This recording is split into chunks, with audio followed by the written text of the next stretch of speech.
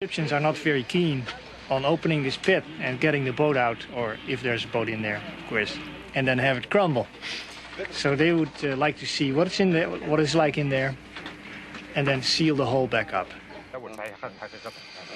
The drilling operations consume one full day, then another. Then, midway through the third day, Bob Moore's drill moves through the last few millimeters of stone. Broke through! Hey! All right! Wait, I'll thump on this for a little bit. Because I want to fill this with. It's time for the rest of the team to go to work. Peter Tans draws about 70 liters of air from the vault. Are you going to take any samples for the... Yeah. Since the results of the analysis won't be available for months, Tans decides to perform a less scientific examination on the spot. It smells stale.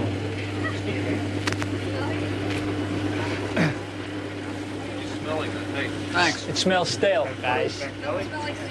No, definitely does not smell like cedar.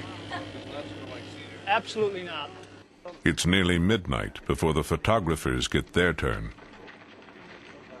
The long black tube is part of the special video system designed by Pete Patrone of National Geographic. What does monitor look like, anybody? All the way to right. In order not to affect the temperature inside the vault, a heatless lamp provides the light. Can you turn to the left slowly? Kind of a ragged one, isn't it? That's the first time we had in a vertical position to work on it.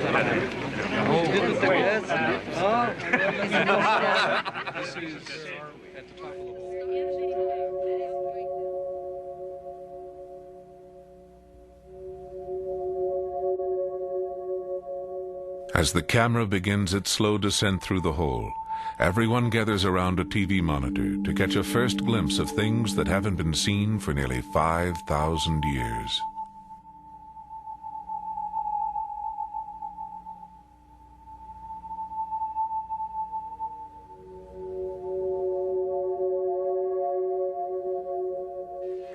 An eerie shower of drilling dust signals the camera's entrance into the space which has waited so long in darkness. Right. Forward. Oh, it looks like dust. Chalk is falling. Pieces.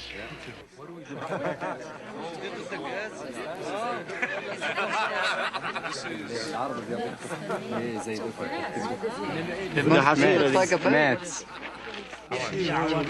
Oh, nice! God bless Gertie.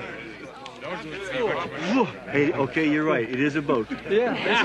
That's not dirty laundry. Look at all that stuff on top.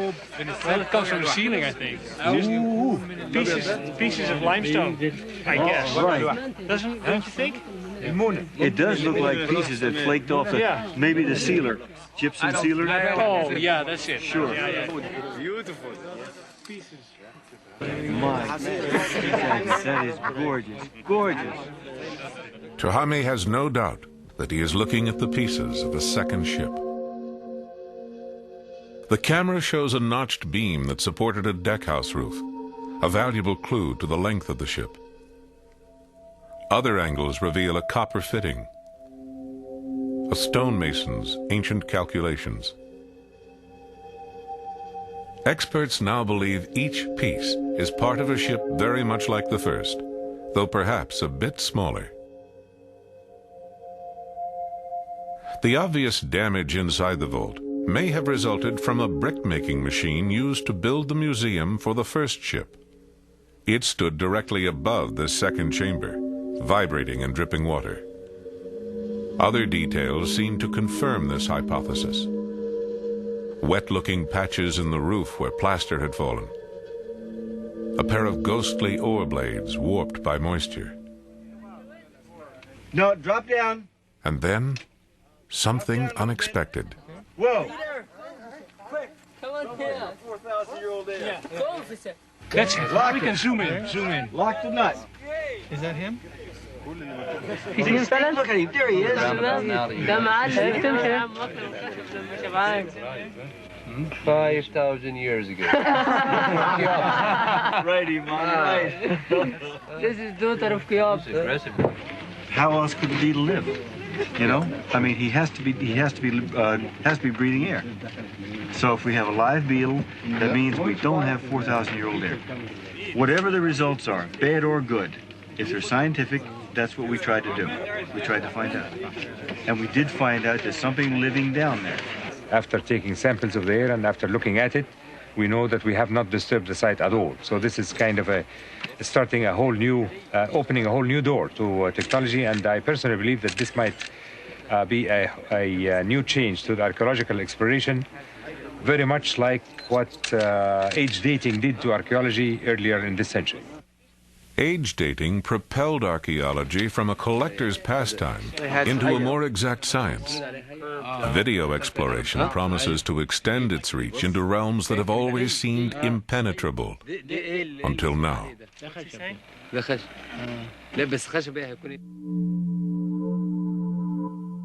With one ship fully restored, the other remains undisturbed in its resting place, now resealed. The purpose of these sister ships remains a mystery. Were they meant to convey the pharaoh in life along the Nile, or bear his reunited body and soul through the afterlife in a relentless pursuit of the sun?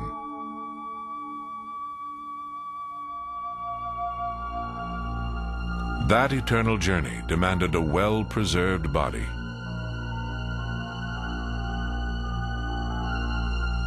And some of the pharaoh's bodies are still with us, bearing silent witness to the skill and dedication of the ancient embalmers.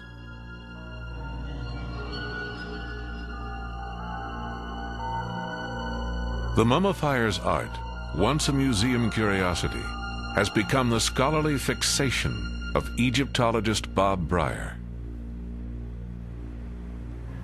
I tend not to say I'm obsessed with mummies. I know other people do. But I'm interested in all aspects. I have been really, I guess I have been obsessed. I admit it I'm obsessed.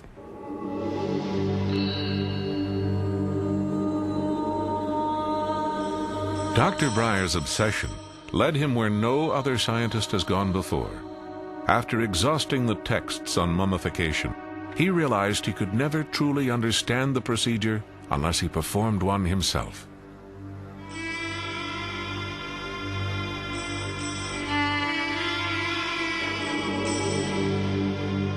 And so, a body donor will get a treatment fit for an ancient king.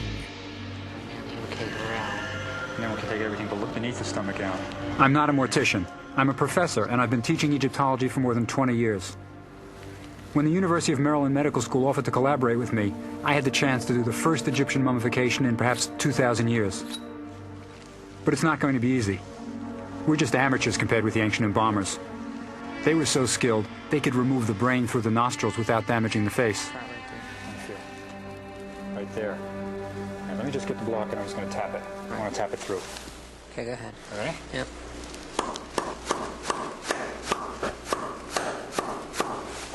It is in, my friend. I became interested in mummification, watching a colleague of mine do a dissection. But I wondered, as I watched this guy dissect a body, how the ancient embalmers did it. My colleague had a large flap in the abdomen to show the students the internal organs. But the ancient Egyptians took out the internal organs through an incision this big. And I wondered, would he be able to do it? Could he reach his hand in and pull out the stomach, the liver, the intestines, the kidney, through an incision this big? Give it a go. Now, it may just not be sure. Ron Wade of the University of Maryland School of Medicine agreed to lend his anatomical expertise to the extraordinary proceedings. This is the only way to find out. And then you cut with the front. That's what it is. Huh. Good. Nice.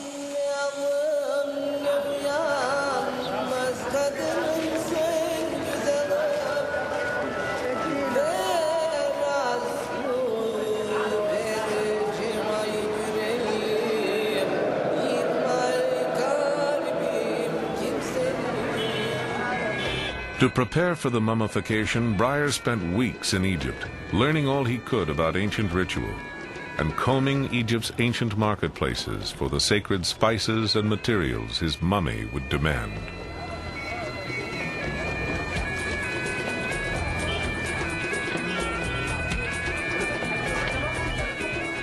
Deep within Cairo's Khan al-Khalili Bazaar, there's another market where tourists never go. That's where they have the frankincense, the myrrh, all the things I need for my project. The frankincense, I know from an ancient Egyptian text, goes on the head of a mummy. They used to anoint the mummy with frankincense. The myrrh, all I know is they used it, but I don't know exactly what they used the myrrh for yet. But I'm going to try to find out before the mummification. ايه ده لبن؟ من فين؟ سوداني؟ sure؟ بكم ربع كيلو؟ ربع كيلو 5 جنيه 5 جنيه 5 جنيه تمام ماشي بالظبط؟ بالظبط تمام تمام أنا صالح بس عندي باكور شكرا كثير مع السلامة دوبك شيش This frankincense and myrrh probably came from the same place that the ancient Egyptians got theirs from. It comes from Yemen, it comes from the Sudan. It would have been very expensive, and only the embalmers could afford it for wealthy mummies.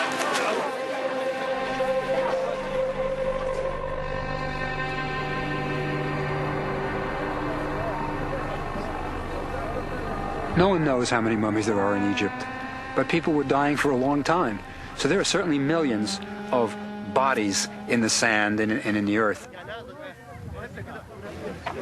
Mummification probably began by just discovering that when bodies are buried in the hot Egyptian sand, they're preserved naturally. The soil just dehydrates them naturally. So eventually, if the sand would blow away from a body, you would see a recognizable human being that's been there for maybe 1,000 years. So they realized that the body could be preserved and was preserved.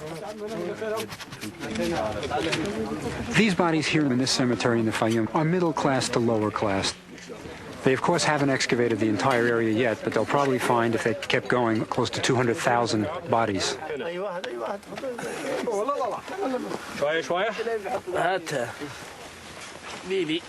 Everyone in ancient Egypt, rich or poor, wanted to be immortal, to be like Osiris, to resurrect in the West.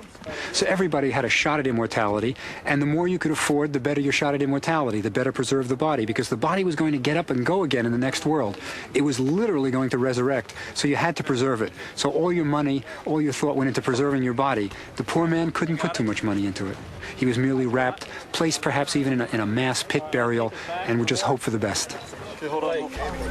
Okay, Joel, you get out and I got this in. Try to keep it so the pieces don't fall off.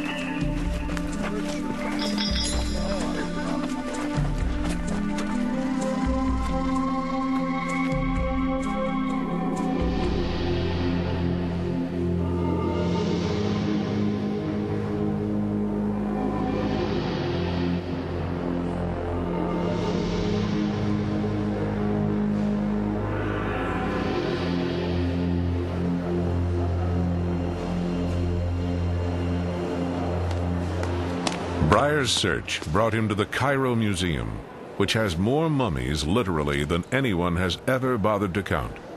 It's filled with the things that pharaohs took with them in death. The Egyptians didn't just preserve their bodies. They wanted to have backup systems.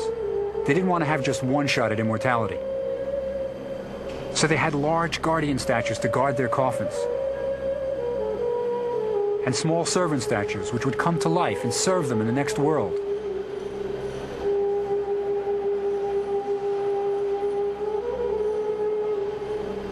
To make the actual trip, they built elaborate coffins painted with an idealized image of the person, and covered them with magical spells to protect the body from harm.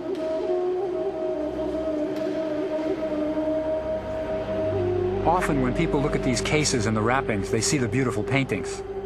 They see the gods and the hieroglyphs, but they don't realize there's a human being inside, still looking pretty much like he did 3,000 years ago.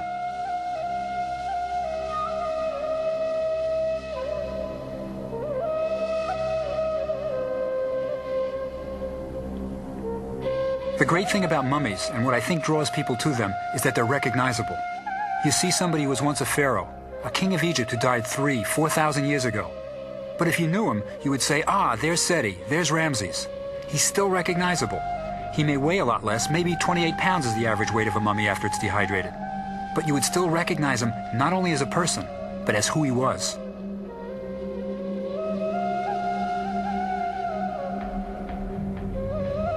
Most people don't know these pharaohs by name, but imagine what it would be like coming face to face with Julius Caesar, Alexander the Great, Helen of Troy.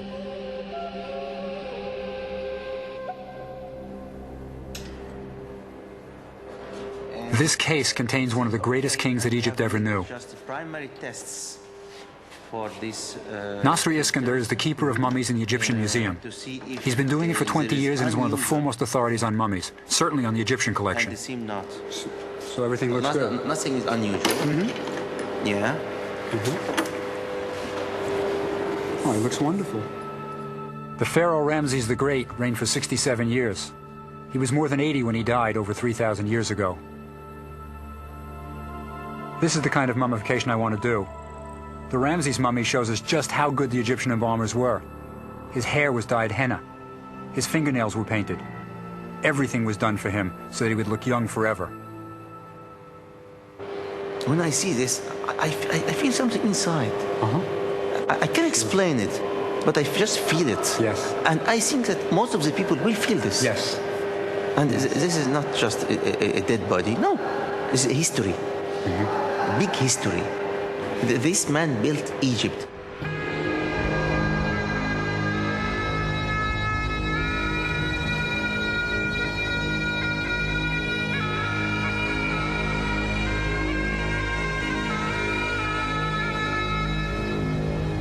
Breyer's search eventually took him across to the west bank of the Nile, the land of the dead, where the pharaoh's temples still stand. What's remarkable is that after 3,000 years, we have not only the temples of stone, but also the flesh and bones of the men who built them.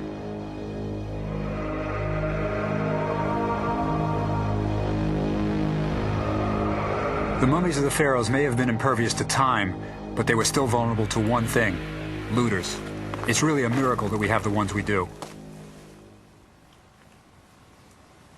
Many of the pharaohs that survived intact were found in a secret cache at Deir el-Bahri. It's isolated and desolate today, as it's always been, which is probably why the royal mummies weren't discovered until about 100 years ago. It's a good thing they were. They're some of the best examples of the work of the master embalmers. Definitely something for me to strive for.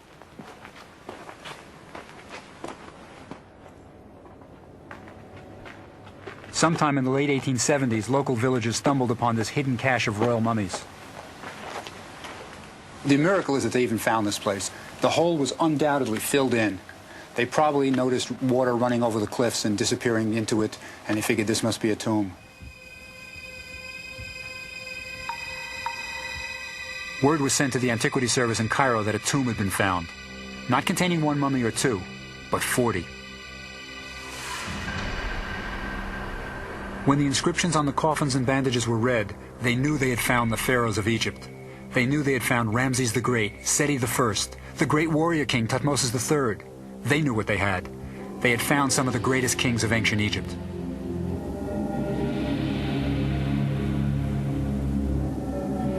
In 6 days, they took the coffins out of this hole, and they brought them across to the west bank of the Nile, where they were ferried across to the east to the Antiquity Service's steamer, and then they went north to Cairo. All along the banks of the Nile, the women of the villages lined the banks and wailed like the ancient Egyptian women must have wailed. These were their kings leaving, and they were also wailing for a legacy that was going to Cairo, never to be seen again by them.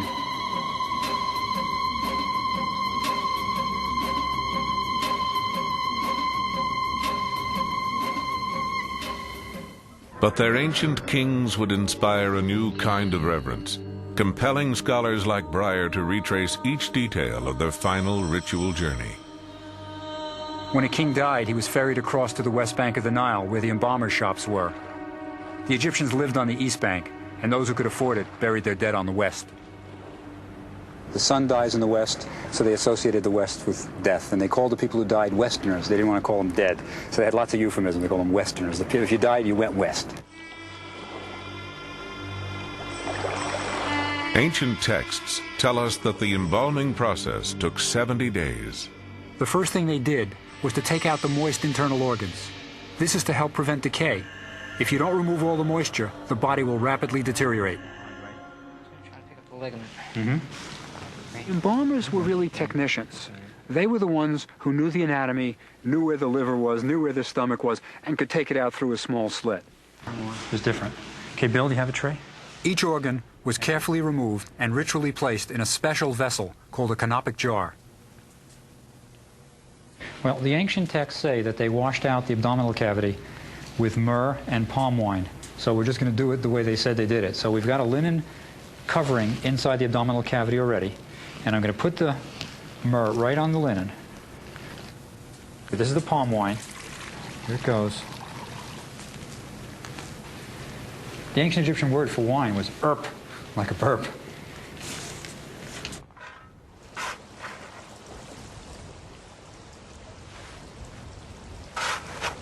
The next phase of mummification, dehydrating the body, will require salts obtained in Egypt. In the ancient days, they called it the field of salts here, the Wadi Natrun. Natron is much better than just salt for preserving something. It's got an extra thing in it. It's got basically baking soda. And you know how you put, when you put baking soda in your refrigerator to absorb the smells? This must have helped in mummification. It not only preserved, but it got rid of some of the horrible odor that must have been involved with mummification. He would need a lot of natron, more than 300 pounds in all to be on the safe side.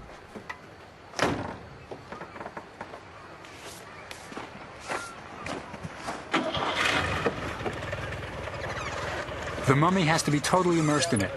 So I'm going to have natron under it.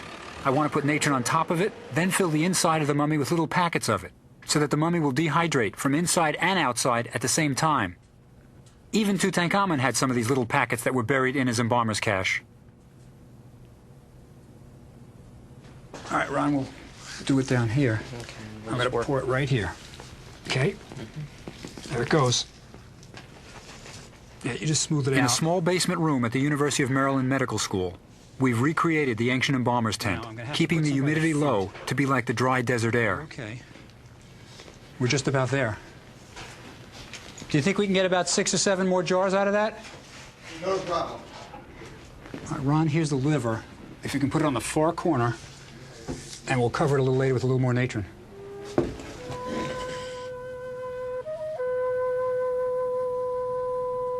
Now we have to wait 35 days to see if the mummification actually takes place. We don't know for sure if the dehydration will be complete. We don't know if the natron will do its job.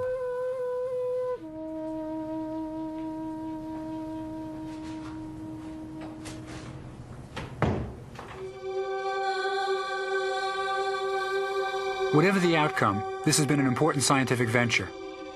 But there's something else about doing this. Almost defying death, preserving some measure of that human being as he was in life. I wonder, did the ancient embalmers feel any of this? Did they feel pride, hope, fear?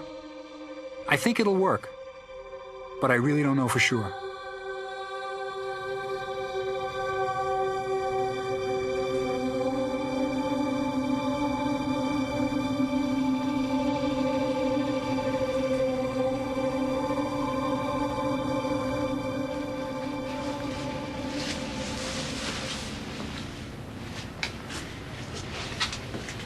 Wow. Feet look good, don't they? That's really desiccated. That is good. It's good. Now take your brush. Let's see where we go. Here's the fingers. You know, it looks more like a mummy than I thought it would, because I thought there'd be more moisture. I think we're doing it the way they did it. I never be 100% sure, but I think this is the way they did it.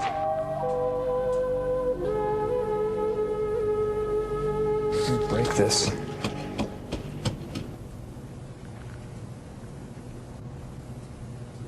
Of course, I'm grateful to the body donor. It's still a wonderful thing for anyone to give his body to science, and I'm hoping that he would enjoy knowing that this is happening. I don't know for sure, though, but I like to think that he would like it.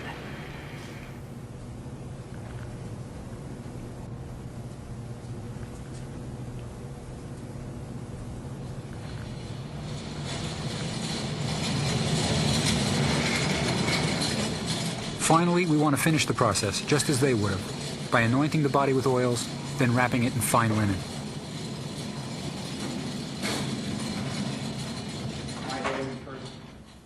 If you were wealthy enough, you'd have a priest who's wearing a mask of the jackal-headed Anubis, god of embalming. The priest would say certain rituals over the body as it was being wrapped.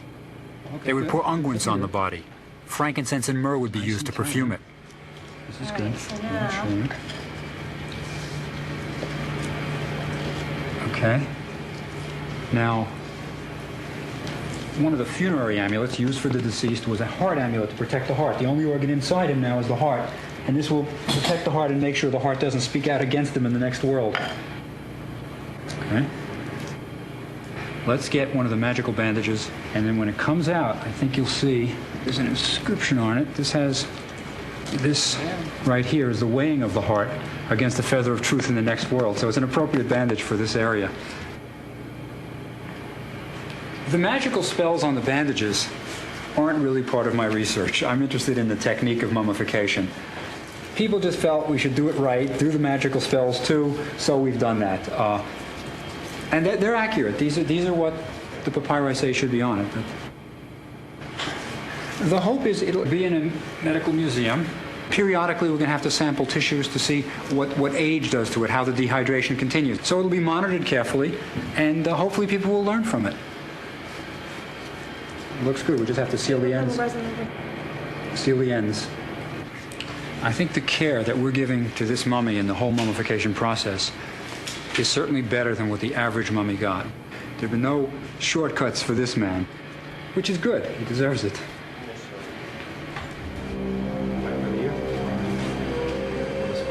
At the tomb, the last rituals were performed on the mummy. There was the opening of the mouth ceremony, where a priest would take an adze, an oddly shaped implement, touch it to the mummy's mouth, and say a final blessing to give the mummy new life.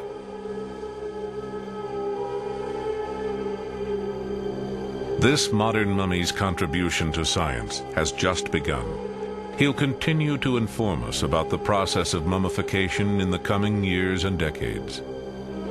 We can only imagine what his ancient counterparts would have made of our endless fascination with them. Would they curse us for our meddling ways, as some have claimed? Perhaps. But if it was immortality that the Egyptians were after, then surely they, like no other people in history, have found immortality in the realm of our insatiable curiosity.